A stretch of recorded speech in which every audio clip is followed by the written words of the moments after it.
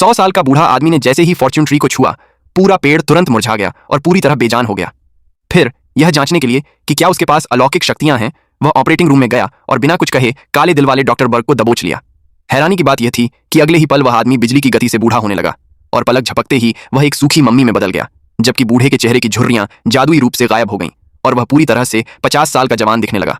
उसे एहसास हुआ कि वह दूसरों की जीवन ऊर्जा को सोख कर जवानी हासिल कर सकता है। उसने एक और युवक को ढूंढा और एक यंत्र का इस्तेमाल कर उसकी ऊर्जा को पूरी तरह सोख लिया। जल्द ही वह 18 साल की उम्र के अपने चरम रूप में लौट आया। लेकिन इस विधि में एक चौंकाने वाली कमी थी। उसे नियमित रूप से दूसरों की जीवन ऊर्जा सोखनी पड़ती थी, वरना वह फिर से 100 साल का बूढ़ा बन जाता। इसके बाद वह बेकाबू हो गया और न जाने कितने लोग उसके शिकार बने।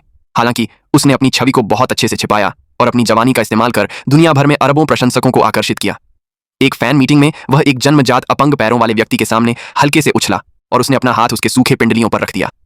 2.5 साल से भी कम समय में उस युवक के पैर, जो जन्म से अपंग थे, चमत्कारिक रूप से ठीक हो गए और वह सभी के सामने चलने लगा।